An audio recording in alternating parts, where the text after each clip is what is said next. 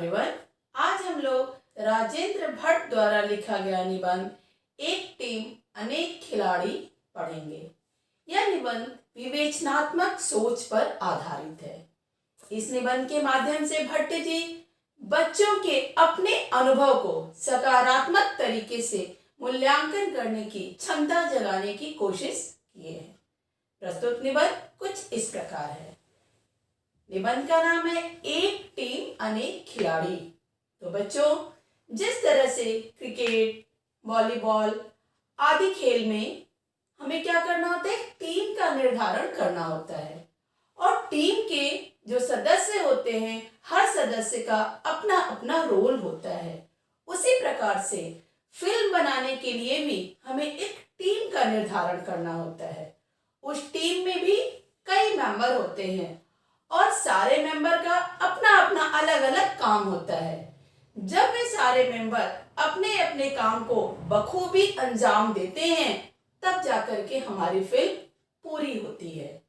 तो जो टीम का कप्तान होता है फिल्मी टीम का, वह होता है डायरेक्टर। डायरेक्टर का काम क्या होता है? डायरेक्टर फिल्म बनाने के लिए जो अलग अलग डिपार्टमेंट होते हैं, उन सभी से कोऑर्डिनेशन करता है। वह सभी को बताता है कि किसे कौन सा काम कब और कैसे करना है, मतलब वो काम का विभाजन करता है। अब जब हमारी टीम बन गई है, तब हमें अब फिल्म बनाना है और फिल्म के लिए सबसे पहले क्या चाहिए? कहानी। तो कहानी लिखने का काम जो है वो कहानी लेखक करता है। कभी कभी कहानी जो है वो कहानीकार लिखता है और कभी कभी पहले से लिखी हुई किसी कहानी, उपन्यास, नाटक आदि के ऊपर भी फिल्म बनाई जाती है। कभी कभी किसी व्यक्ति के जीवन पर भी फिल्म बनाया जाता है। जैसे बच्चों, अभी आप हाल में ही नरेंद्र मोदी के ऊपर, MS धोनी के ऊपर बनी हुई फिल्म देखे होंगे या सुने होंगे, जो उनके जीवन पर आधारित फिल्म है। अब जब कहानीकार कहानी को लिख लेता है या फिल्म के लिए कहानी तय हो जाती है कि इस कहानी को फिल्म के रूप में उतारना है, तब जो फिल्म का निर्माता या निर्देशक होता है, वह उस कहानी पर विचार करता है। वह उस कहानी को पढ़ता है, देखता है। उसे उस कहानी में जहां पर भी कोई चीज गलत लगता है, उसे और बढ़ाने की जरूरत होती है, तो वहां पर बढ़ाता है।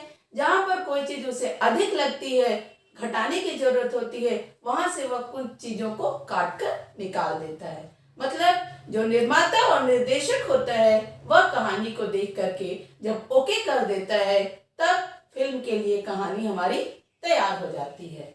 अब जब कहानी तैयार हो गई, तब वह कहानी पटकथा लेखक के पास जाती है।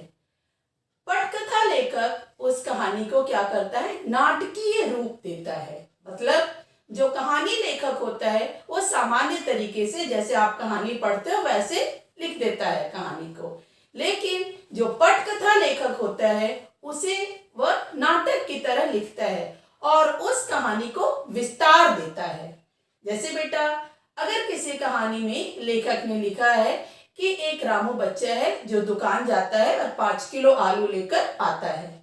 अब पटकथा लेखक जब उसी बात को लिखेगा, तब वह क्या करेगा? लिखेगा एक 5 साल का बच्चा जो बड़ा ही नटखट है, वह बाजार जाता है। बाजार जाते समय रास्ते में उछलते कूदते हुए जाता है, जिसकी वजह से उसे लेट हो जाता है। जब वो वहां पहुंचता है बाजार, तो वहां भी जाकर के वह खेलने लगता है। खेलने में उसे और लेट हो जाता है। आलू लेकर के वह दौड़ते हुए घर की तरफ आता है। दौड़ने में वह गिर जाता है, जिससे उसका पूरा आलू भी गिर जाता है और उसे और लेट हो जाता है। कहने का तात्पर्य यह है कि पटकथा लेखक जब कहानी को देखता है, तब उसके दिमाग में एक चित्र अंकित होने लगता है और वह उस कहानी को उस चित्र के आधार पर नाटकीय ढंग से लिखता है। जब पटकथा लेखक कहानी को पूर्ण कर लेता है, उसे विस्तार दे लेता है, तब वह कहानी संवाद लेखक के पास जाती है। संवाद लेखक का काम क्या होता है? डायलॉग्स देना। अब संवाद लेखक उस कहानी को पढ़ता है और वह कहानी जिस देश, समाज सभ्य असभ्य कैसे लोगों को लेकर के बनी है, उसके अकॉर्डिंग डायलॉग्स लिखता है। अब जब संवाद लेखक का भी काम पूरा हो जाता है, तब बारी आती है गीतकार की। क्योंकि बेटा भारतीय सिनेमा में गीतों की बड़ी ही अहम भूमिका होती है। जो विदेशी फिल्में होती हैं उनमें गीतों की अहम भूमिका नहीं होती है, उसमें एक्शन की भूमिका होती है। लेकिन हमारे यहाँ की फिल्मों में गीतों की भूमिका अहम होती है। तो जो गीतकार होता है वह कहानी के अकॉर्डिंग उस फिल्म के लिए गीत लिखता है, गीत का निर्धारण करता है। अब जब गीत भी लिख गया तब वह गीत क्या होता है, संगीतकार के पास जाता है। संगीतकार की भी एक पूरी टीम होती है और उस टीम का कप्तान होता है संगीतकार या संगीत निर्देशक। संगीतकार अपनी पूरी टीम की मदद से उस गीत को धुन देता है, कहाँ पर कौन सा वाद्य यंत्र बजाना है, कि कहाँ पर ऊंचा करना है, कहाँ नीचा करना है, यह सब कुछ संगीतकार का काम होता है। संगीतकार ही गीत में जान डालता है, कह सकते हैं। अब जब गीत और संगीत का काम हो गया तब आता है बारी फिल्म के शूटिंग की। अब जो फिल्म की शूटिंग होती है बेटा वह दो तरह से होती है, इंडोर शूटिंग और आउटडोर शूटिंग। इंडोर शूटिंग में क्या होता है, वह शूटिंग जो स्टूडियो के अंदर शूटिंग की जाती है।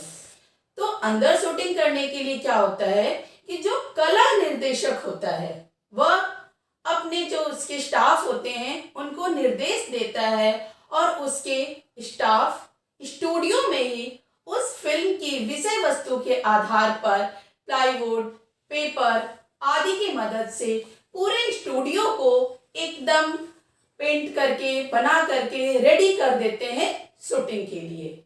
अब जब स्टूडियो पूरा रेडी हो जाता है तब उसमें जो मुख्य भूमिका होती है वह होती है लाइटमैन, कैमरामैन और साउंडमैन की। क्योंकि हम स्टूडियो को चाहे जितना भी अच्छा कर लें, लेकिन यदि इन तीनों में से लाइटमैन, कैमरामैन और साउंडमैन इन तीनों में से किसी भी एक का काम डिस्टर्ब हुआ तो हमारी पूरी फिल्म खराब हो जाती है। तो इन तीनों का जब काम परफेक्ट होता है तभी हमारी फिल्म प्रभावशाली बनती है।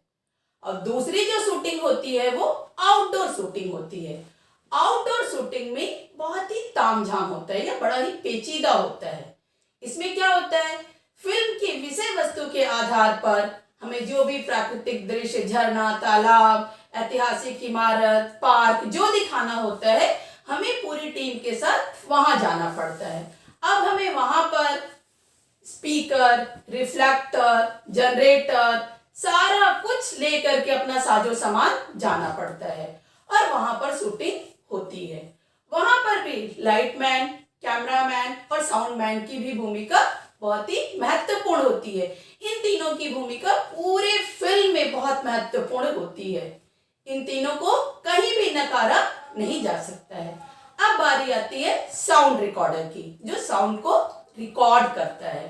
तो बेटा जो साउंड रिकॉर्डर होता है वह फिल्म में जो आवाज होती है उसके उतार चढ़ाव सभी को ध्यान में रख करके रिकॉर्ड करता है। कई बार फिल्म में ऐसा भी होता है कि वहां पर न गाना है न कोई संवाद है, लेकिन कुछ संगीत बजता है, कुछ आवाज आती है, तो साउंड रिकॉर्डर उसे भी रिकॉर्ड कर लेता है। जब वो सारा साउंड रिकॉर्ड कर लेता है तो कई बार ऐसा भी होता है कि रिकॉर्डिंग करते समय कुछ अनावश्यक ध्वनियां भी रिकॉर्ड हो जाती हैं। तब साउंड रिकॉर्डर क्या करता है कि जो रिकॉर्डिंग किया हुआ है उन आवाजों को और जो शूटिंग हुई है उन दृश्यों को मिला करके सही क्रम में मिक्सिंग करता है। मिक्सिंग करने के बाद वो क्या करता है कि उस फिल्म को टुकड़ों में कलाकार को स्टूडियो में दिखाता है। जब वो कलाकार को स्टूडियो में दिखाता है तो जो आवाज होती है पर्दे के पीछे की वह बंद कर देता है। कलाकार उस फिल्म को देख करके अपने होठों के कंपन और अपने शारीरिक हाव भाव को देखते हुए फिर से डायलॉग्स बोलता है। जब वो फिर से डायलॉग बोलता है तब साउंड रिकॉर्डर उसके डायलॉग को फिर से रिकॉर्ड करता है और रिकॉर्ड करके फिर उस आवाज को वो फिल्म में डाल देता है। इसी प्रक्रिया को बेटा डबिंग कहा जाता है। और अब फिल्म में शूटिंग भी हो गई और साउंड भी रिकॉर्ड हो गया, लेकिन यदि जो उसके कलाकार हैं उनका मेकअप सही नहीं हुआ है तो भी फिल्म क्या होगी, बेकार हो जाएगी।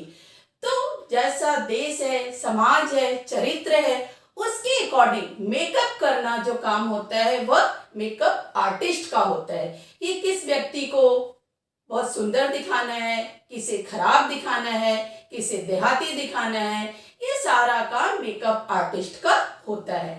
अब मेकअप आर्टिस्ट के बाद एक अहम भूमिका जो होती है वह कॉस्ट्यूम डिजाइनर की होती है। कॉस्ट्यूम डिजाइनर का मतलब ड्रेस। अब किस चरित्र को, किस कलाकार को कौन सा ड्रेस पहनना है, इसका निर्धारण कॉस्ट्यूम डिजाइनर करता है। अब कॉस्ट्यूम डिजाइनर के बाद फिल्म में जो संपादक होता है उसका भी बड़ा ही महत्वपूर्ण स्थान होता है। संपादक पूरे फिल्म के शॉट्स को बड़े ही ध्यान से देखता है। देखने के बाद वह यह तय करता है कि किस शॉट्स को रखना है, किसे हटाना है, कहां पर और भी शॉट्स को जोड़ने की जरूरत है। फिर संपादक उन सभी शॉट्स को एक निश्चित क्रम में योजनाबद्ध तरीके से जोड़ता है। अब संपादक का जब काम पूरा हो जाता है तब एक महत्वपूर्ण जो कलाकार होता है वह होता है डमी कलाकार। बेटा डमी कलाकार वह होता है, आप कई बार फिल्म में देखे होंगे डबल रोल होता है किसी हीरो का। तो डबल रोल में जो एक खतरनाक रोल होता है जिस हीरो का, वह खतरनाक वाला रोल डमी कलाकार करते हैं।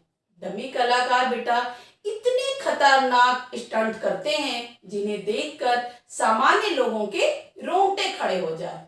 लेकिन यह जरूरी नहीं होता है कि हमेशा खतरनाक रोल डमी कलाकार ही करते हैं। कई बार जो रियल कलाकार होते हैं वे भी उस खतरनाक रोल को करते हैं। और बेटा तो अब इन सारे प्रोसेस को देख करके आप जान गए होंगे कि फिल्म बनाना अकेले का काम नहीं होता है, यह एक टीम का काम होता है। उस टीम के जितने भी सदस्य हैं उनका अपना अपना रोल होता है। जब ये सारे सदस्य अपने रोल को पूरी ईमानदारी से, लगन से निभाते हैं तब जाकर के हमारी फिल्म पूरी होती है।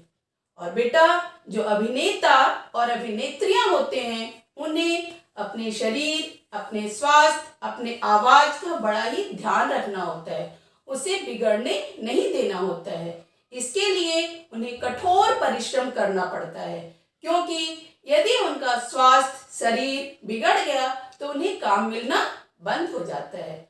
अतः बेटा यदि आप लोगों में से भी कोई भविष्य में अभिनेता या अभिनेत्री बनना चाहते हो तो आपको कठोर परिश्रम और दृढ़ निश्चय करना आना चाहिए, तभी आप इस फील्ड में सफल हो पाएंगे। धन्यवाद। आपका दिन मंगलमय हो।